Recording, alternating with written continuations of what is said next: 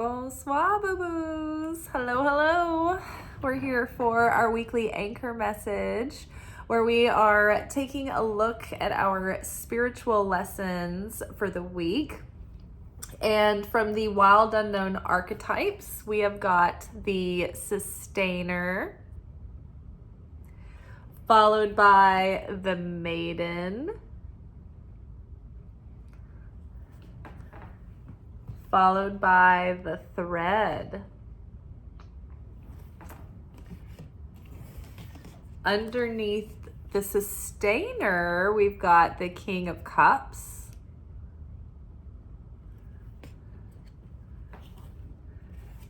Underneath the maiden, we've got Seven of Swords.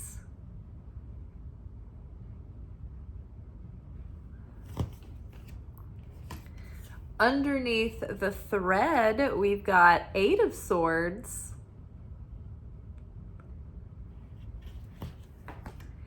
And to wrap it all up, we've got the Mountain.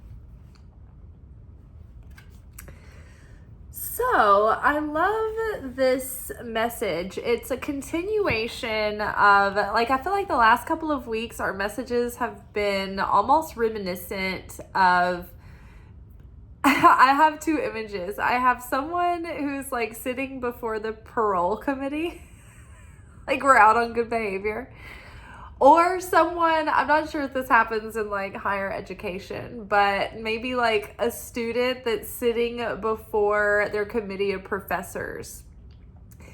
And they have presented their thesis, and maybe they've been in the master's program. And so maybe their closest professors and advisors are sitting there and giving them their feedback, right? Their critique over how their university career has gone and where they've arrived in their body of work.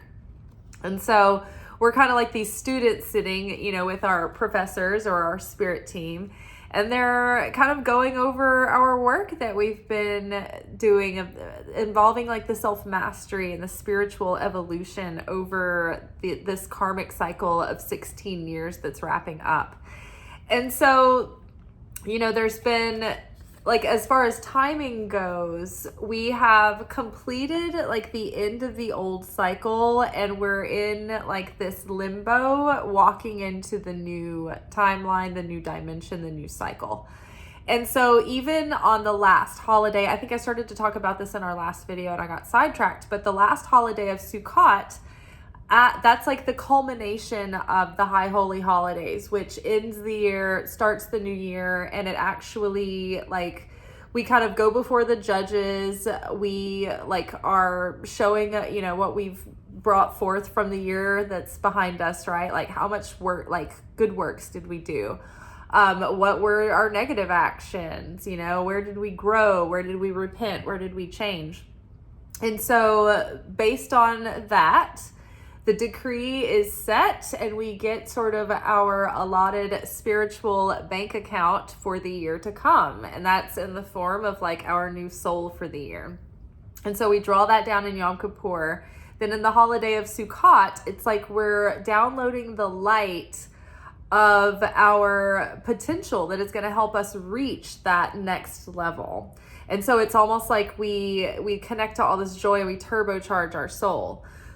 Well, during the holiday of Sukkot, so during the year, every day, there's a daily portion of Zohar or Torah. It's the Zohar is commentary on the Torah.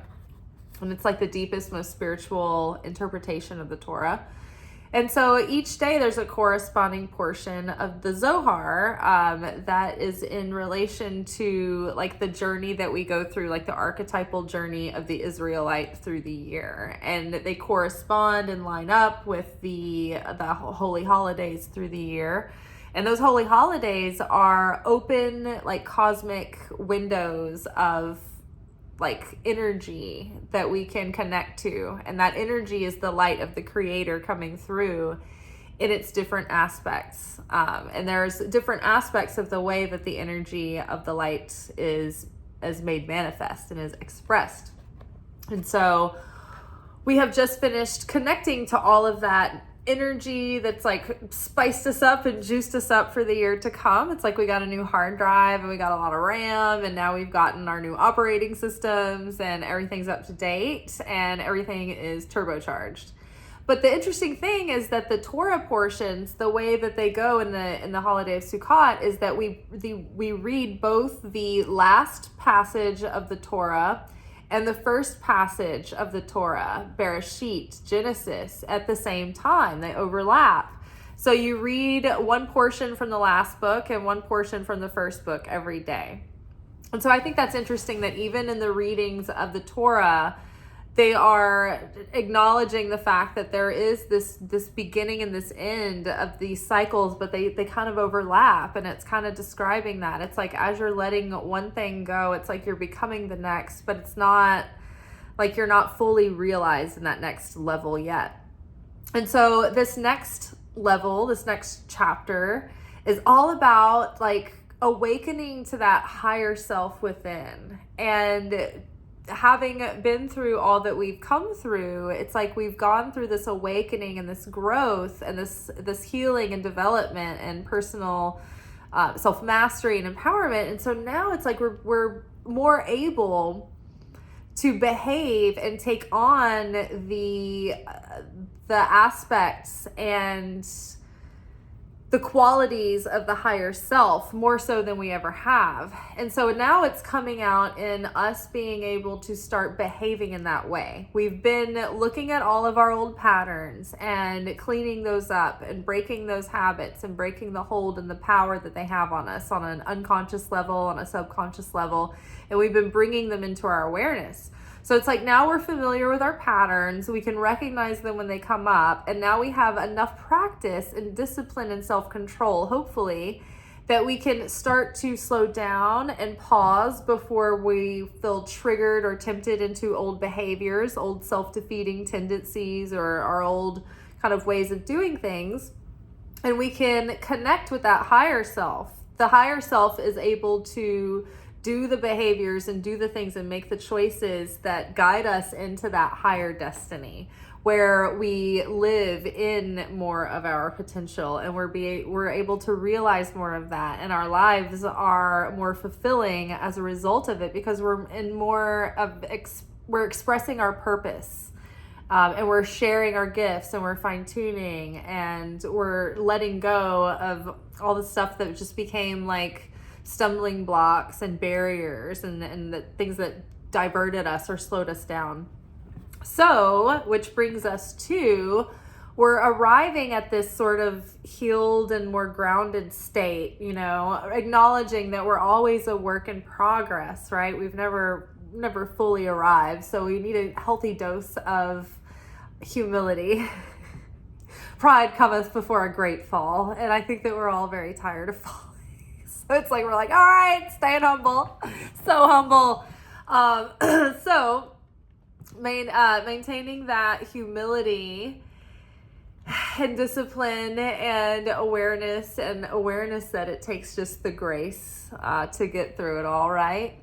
So now we have come a long way, and we have established a deeper connection with the light of the Creator.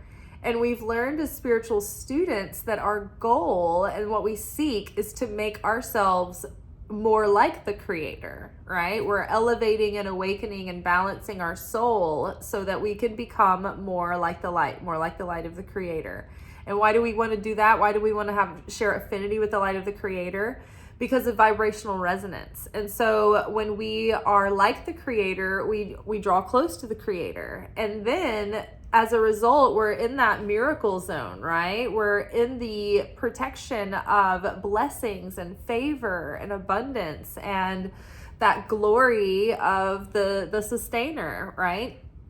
But when we break affinity with the light, when we become reactive, when we become haughty or snippy or short or temperamental or judgmental or critical, or we do evil tongue, or we cast evil eye, we do reactive behavior, Or we fall prey to the ego's consciousness of wanting to receive for the self alone instead of sharing, or wanting to receive instant gratification. Like, oh, I'm so scared I have to fix this now. Or I want that so bad, I don't want to wait. What's the difference? I'm taking it now, kind of thing. So it's like in the long run, a lot of times we sell ourselves short because we want that momentary gratification. But had we waited, we could have had the thing of greater value that would have yielded long-term potential and long-term value. But instead we reach for those immediate, easy things that are so delicious, and they give us this high and this burst of energy, but they're not really that fulfilling in the long run, right? It's sort of like the trade-off, for example. It's a very basic, obvious example, but it's like when someone is stuck in that player mode and they want to live the life of a bachelor or bachelorette forever, and they just can't settle down and commit, but they're missing out on a deeper, more fulfilling relationship with someone, like by growing something for a long term, right? Or maybe it's someone who does want a long-term relationship, but instead of holding out for like their true soulmate or their true match, they keep like getting impatient or lonely and settling for people who aren't quite right, but are or that warm body kind of thing. And they're like, I just wanted somebody to go do things with, and I just don't want to waste a bunch of time, and this person's here now, but that person's not quite right? So you keep missing and prolonging your opportunity to meet a person who's better suited because you're tied up with these wrong people, and then you squander the deeper fulfillment for these short-term hits, right, that aren't as fulfilling. Or when you have like extra money, and instead of putting it in a savings thing that will a saving situation or an investment that will yield interest, right, or dividends, you're like spending money on impractical, like wasteful impulse purchases, right?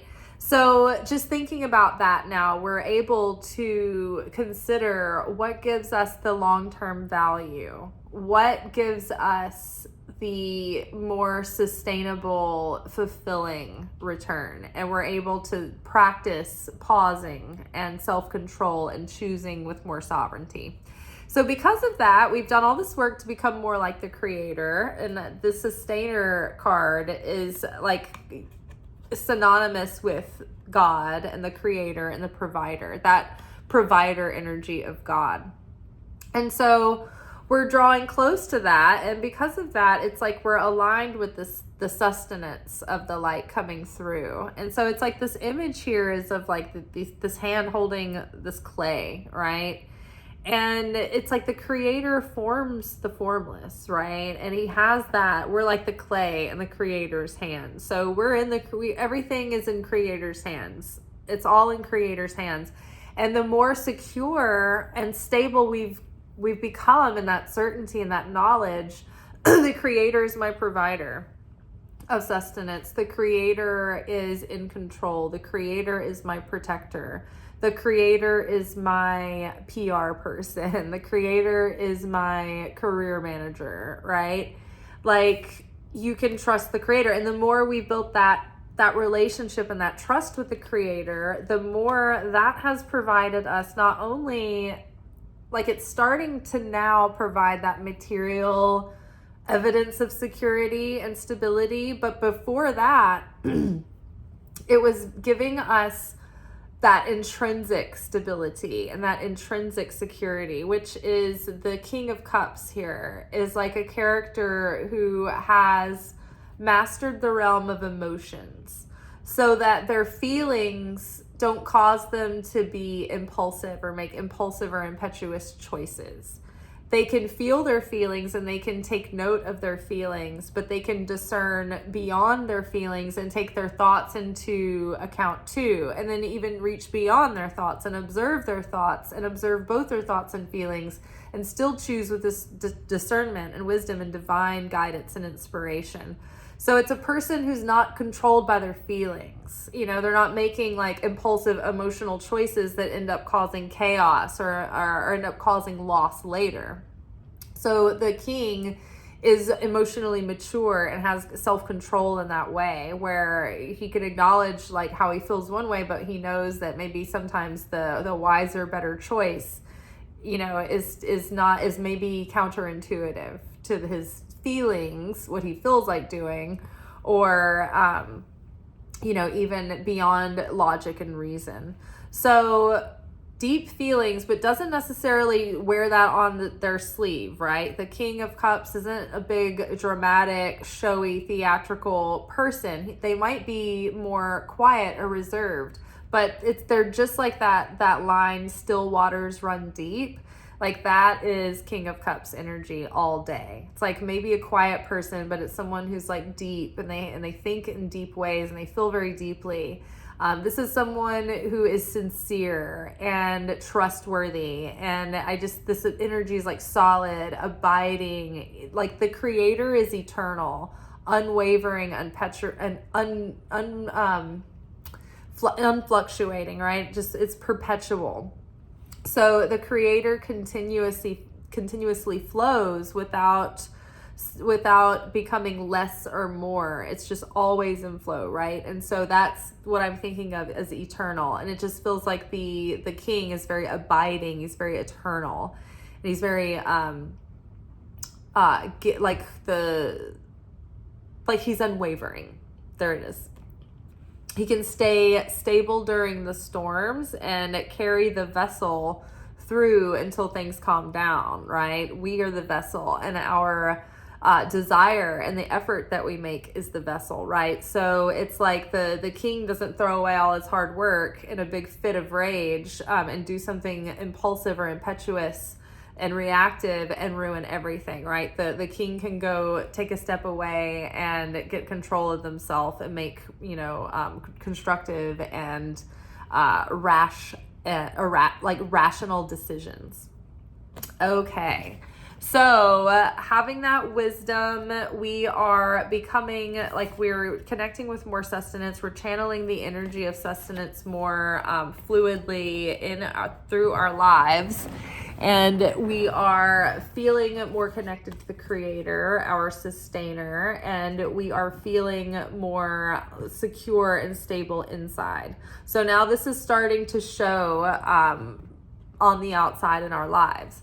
And with the maiden here paired with the 7 of swords, this is like now having arrived at a state of more developed maturity and emotional intelligence. We can look back and see more clearly how our maiden tendencies maybe robbed us and sold us short, or like squandered our resources and talents and energy, right? And that maiden energy is like that part of us that just can't help but want to go into the dark forest, right? It's the Alice in Wonderland. It's the Little Red Riding Hood. It's the Pandora, right? Who couldn't help but open the box. Like it's that naive ingenue inside of us that in a way is innocent and is so trusting and is like, everything's going to be okay. And I believe, I trust, right?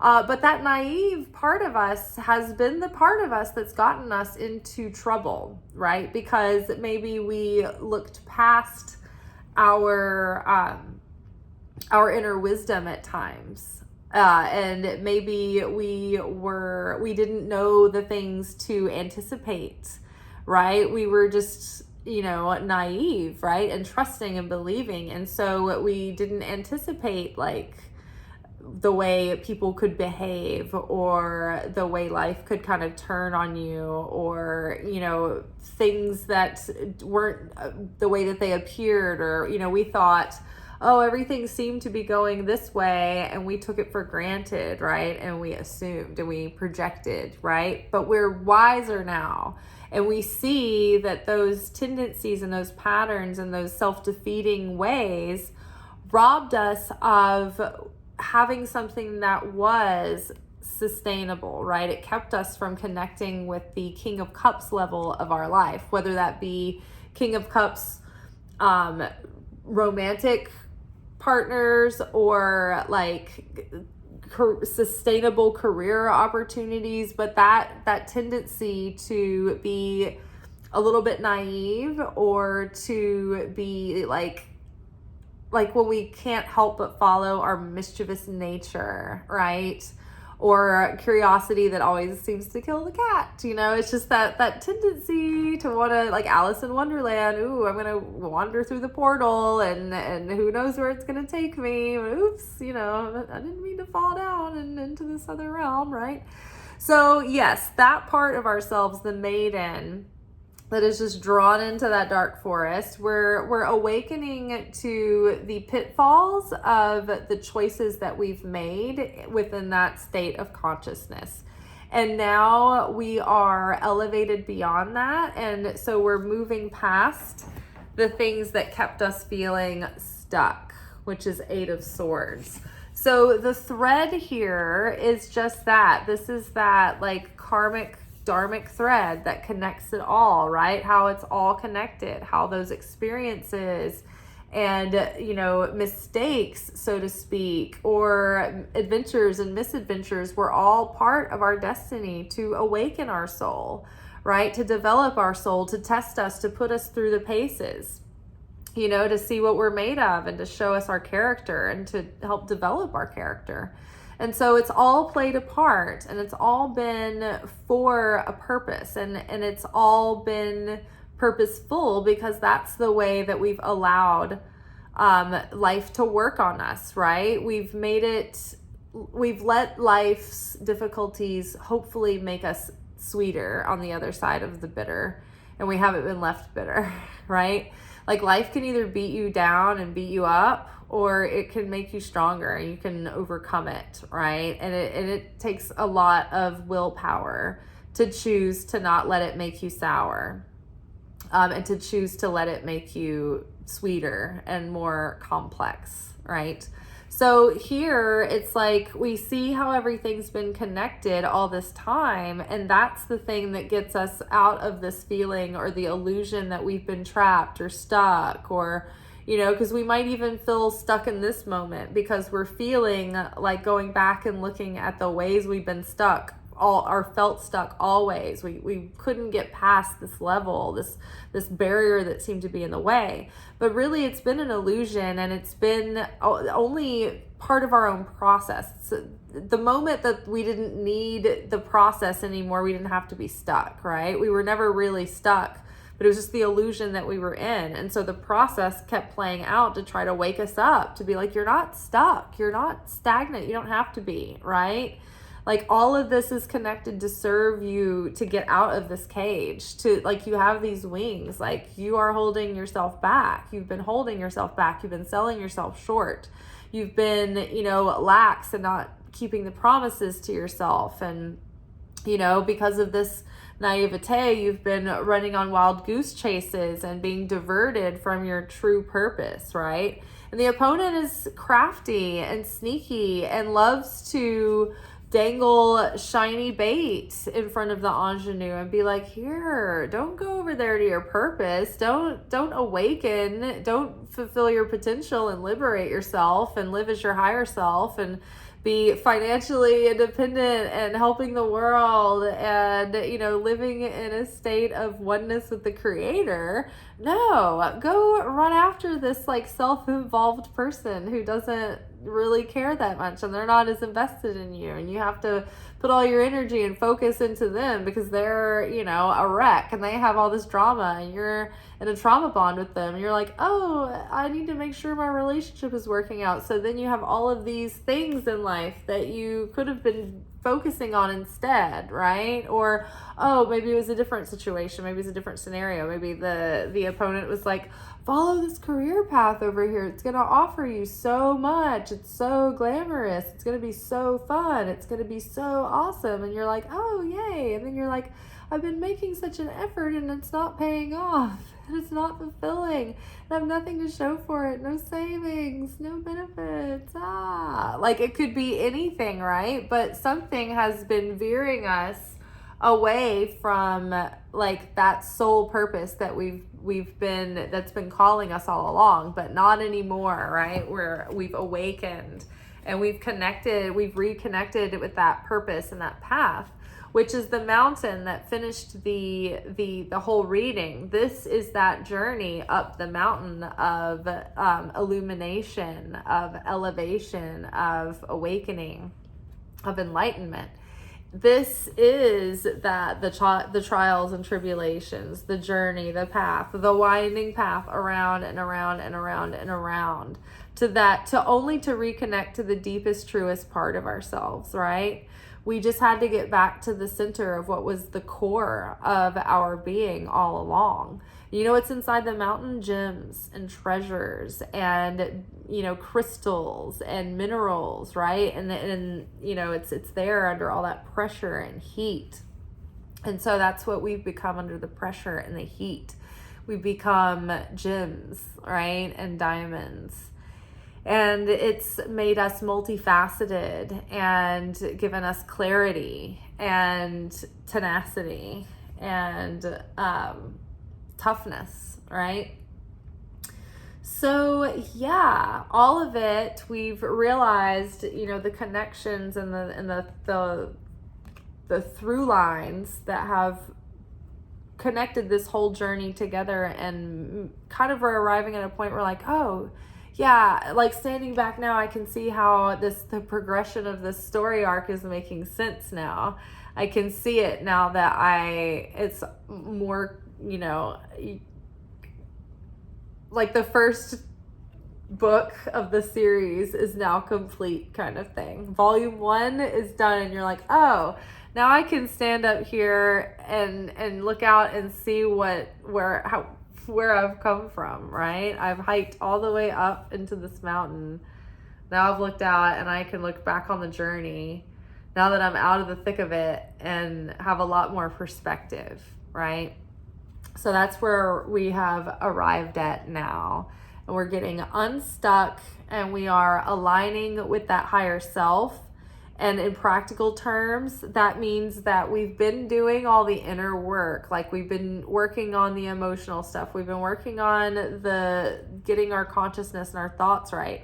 And now it's about actually taking action and doing the physical, material, practical things on a day-to-day basis in our routines, in our day-to-day routines and our weekly routines, in order to start behaving and showing up like that higher self. And so we can start co-creating with Creator, with Sustainer, that life that is in affinity with that higher destiny, right? And the more that we behave like that, the more that we start moving and living and having our being like that higher self, that like tick by tick by tick, we are aligning every day. The script starts reading like the one from our higher destiny. And suddenly one day we'll wake up and we're like, oh wow, we're finally merged with that version of our life, right? It's finally looks like the higher version. And like how I imagine it, have you ever stood in a dressing room that has like the octagonal mirrors around you, and when you can like look into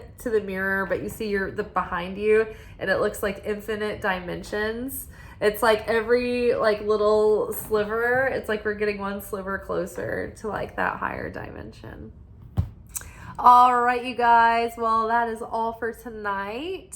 If you like this video, like it, subscribe to the channel. I'm 6 subscribes away now from our 1,000 subscribers. As far as monetization goes, there's 2 goals here that we have to meet. 1, we have to reach 1,000 subscribers. And right now, the last time I checked, we have 994. 6 more subscribers to the 1,000. Now, the second criteria is that I have to have 4,000 watch hours that occurred in the most recent block of 365 days. So that doesn't accumulate over time. It's just like this sliding bracket that is like measuring the last 365 days to see how many watch hours there are. So it's just an average. It doesn't add up like from the time the channel started. Does that make sense? So I continuously hover around 1,000 or so watch hours, and we need to get that to 4,000 watch hours. So anything you guys feel like doing to rewatch a video, or even like, I know time is precious and none of us have time to even watch all the videos we want to watch. But if you need to go out and run errands, you can put on one of my playlists and let it run while you're not home. This is just to get, like, I do care. I want you to watch these and I want you to get things out of these videos. But I also feel like if I can get my channel to that checkpoint, that maybe I can start getting more reach into the algorithms. But yeah, I just like, I know we're close. We're getting there. It's just like, I've made a video every day for 3 years and I can't give up, but it would be nice if I could earn some living off of this and work less days and start making more content, because that's what I think I'm really meant to be doing, is creating courses and things that are more in depth for you guys. I know somebody had asked a question recently, and this is a great question. They wanted me to do a video on synchronicities. And they also asked for a video on angel numbers. I'm not an expert on angel numbers. Like, you could find out as much as I could on angel numbers. I do like pay attention to numbers and their meanings, but like I don't know all the meanings of the numbers, but you can look them up. But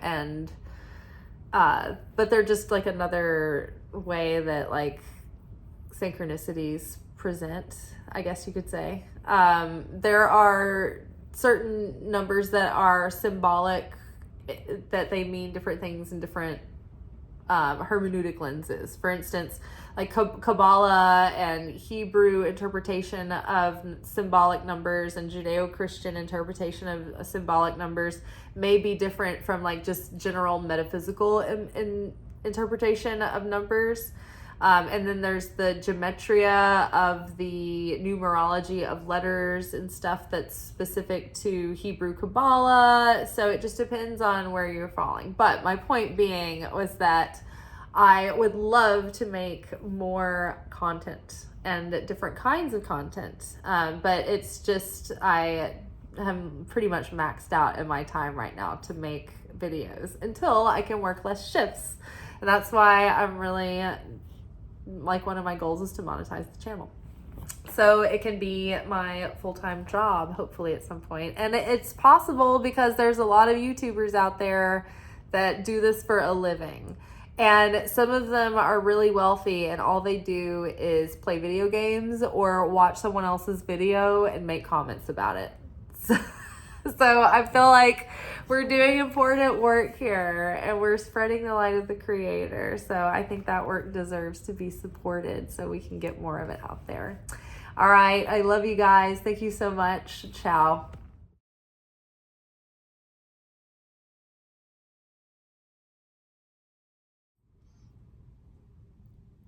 Thank you for watching. If you enjoyed this video and you got something out of it, then please give it a like. Subscribe to the channel. Turn on notifications to be notified of when I drop content. Like the videos, comment, share them. Anything that you do helps these messages get out to other people who need them. So you watching a video and taking an action on it actually makes a positive difference in someone else's life.